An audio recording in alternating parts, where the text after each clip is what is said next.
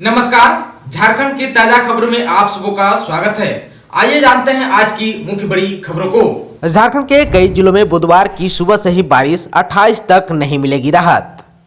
झारखंड के लोगों को बारिश से फिलहाल राहत नहीं मिलने वाली है। बुधवार यानी 22 सितंबर 2021 से ही राज्य के कई जिलों में झमाझम बारिश शुरू हो गई है। राजधानी रांची में भी अच्छी बारिश हुई। मौसम केंद्र रांची के अनुसार आगामी 28 सितंबर तक गर्जन के साथ हल्के से मध्यम दर्जे की बारिश हो सकती है। इधर मौसम केंद्र रांची ने आगामी 28 सितंबर तक राज्य के विभिन्न जिलों में हल्के से मध्यम दर्जे की बारिश होने की संभावना व्यक्त की है। 23 सितंबर को राज्य के कई स्थानों पर गर्जन के साथ हल्के से मध्यम दर्जे की बारिश होगी। वहीं 24 सितंबर को राज्य के उत्तर पश्चिमी तथा दक्षिण पूर्वी भागों में कुछ स्थानों पर गर्जन के साथ हल्के से मध्यम दर्जे की बारिश हो सकती है। 25 सितंबर को राज्य के उत्तरी तथा मध्य भागों में कुछ स्थानों पर हल्के से मध्यम दर्जे की बारिश होने की संभावना है। वहीं 26 सितंबर को राज्य के कई स्थानों पर हल्के से मध्यम दर्जे की बारिश का पूर्व अनुमान है। इसके अलावा 27 और 28 सितंबर को भी राज्य के कई स्थानों पर हल्के से मध्यम दर्जे की बारिश हो सकती है। इस दौरान सामान्यतः बादल छाए रहेंगे, साथ ही गरज के साथ हल्के से मध्यम दर्जे की बारिश हो सकती है। झारखंड में 4402 ग्राम पंचायतों में मुफ्त दवा मुहैया कराने की प्लानिंग, स्वास्थ्य विभाग तैयार कर रहा है प्रस्ताव। झारखंड के सुदूरवर्ती क्षेत्रों तक बेसिक दवाओं की सुगमता से पहुंच सुनिश्चित कराने की तैयारी चल रही है। मुख्यमंत्री हेमंत सोरेन के निर्देश पर प्रदेश का स्वास्थ्य विभाग एक प्रस्ताव तैयार कर रहा है, जिसके तहत प्रदेश की सभी पंचायतों में जेनेरिक दवाओं की दुकानें खोली जा सके। इन दुकानों से दूर दराज के ग्रामीण क्षेत्रों में रहने वाले लोगों को आसानी से मुफ्त में दवाएं मिल सकेगी। ऐसे में सामान्य बुखार, जुकाम, खांसी, दस्त, हल्के फुल्के जख्म आदि के लिए ग्रामीणों को भटकना नहीं पड़ेगा। अगर योजना के मुताबिक प्रस्ताव को जमीन पर उतारा जा सका तो स्वास्थ्य सुविधाओं की दिशा में यह एक मील का पत्थर साबित हो सकता है। मीडिया रिपोर्ट्स के अनुसार प्रस्ताव तैयार होने के बाद उसे विचार विमर्श और स्वीकृति के लिए प्रदेश कमेटी के समक्ष रखा जाएगा। बता दें कि झारखंड में ग्राम पंचायतों की कुल संख्या 4402 है। इसके अंतर्गत 30,000 से ज्यादा गांव आता है। फिलहाल स्वास्थ्य संबंधी सामान्य दिक्कत होने पर ग्रामीणों को दवा खरीदने के लिए काफी मशक्कत करनी पड़ती है। समय पर दवा नहीं मिलने पर मरीजों की मौत तक हो जाती है। राज्य सरकार ने इस परेशानी को दूर करने की दिशा में काम करना शुरू कर दिया है। इसके तहत स्वास्थ्य विभाग को ऐसा प्रस्ताव तैयार करने को कहा है, जिससे आम लोगों को दवाई आसानी से उपलब्ध हो सके। कोरोना मृतक के परिजनों को मिलेगा 50,000 मुआवजा, केंद्र ने सुप्रीम कोर्ट में दिया ये जवाब।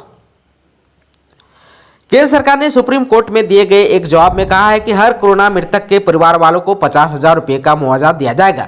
मुआवजे की ये रकम राज्य अपने डिजास्टर रिलीफ फंड से पीड़ितों के परिवारों को देंगे। केंद्र सरकार के अधीन काम करने वाले नेशनल डिजास्टर मैनेजमेंट अथॉरिटी यानी NDRF ने आज सुप्रीम कोर्ट में हलफनामा दाखिल कर कोरोना से जुड़ी मौत पर मुआवजे की रकम और प्रक्रिया के बारे में जानकारी दी।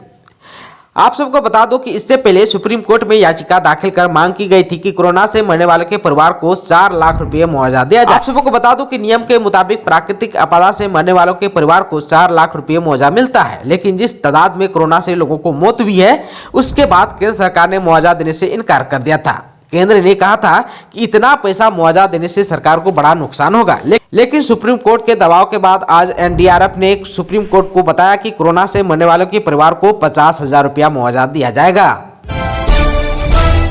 झारखंड में नवंबर-दिसंबर में होंगे पंचायत चुनाव। झारखंड में नवंबर-दिसंबर में पंचायत चुनाव करवाए जाएंगे। झारखंड के वित्त एवं खाद्य आपूर्ति मंत्री रामेश्वर उरांव ने यह बात कही है।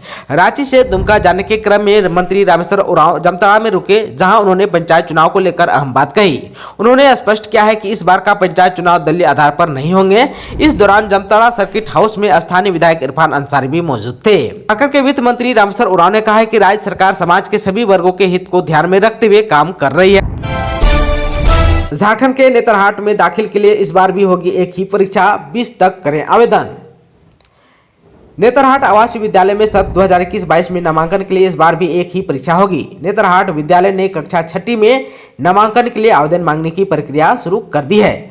दाखिले के लिए प्रवेश परीक्षा एक स्तरीय होगी, जो एक पाली यानी 2.5 घंटे में ही प्रमंडल स्तर पर आयोजित की जाएगी।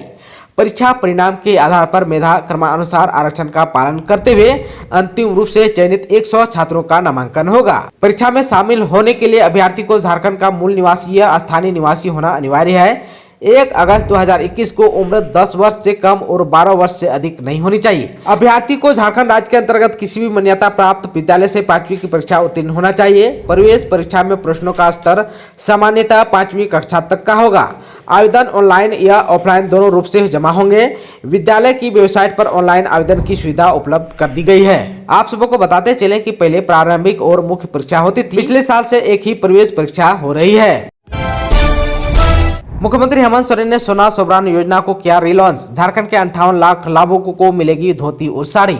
झारखंड के मुख्यमंत्री हेमंत सोरेन बुधवार को दुमका के पुलिस लाइन मैदान में राज्य की महत्वाकांक्षी सोना सोबरान धोती साड़ी लुंगी योजना की शुरुआत करते हुए कहा कि इस योजना के तहत राज्य के 58 लाख लाल और पीला कार्ड धारक लाभुक लाभान्वित होंगे। इस योजना पर राज्य सरकार 500 करोड़ रुपए खर्च करेगी।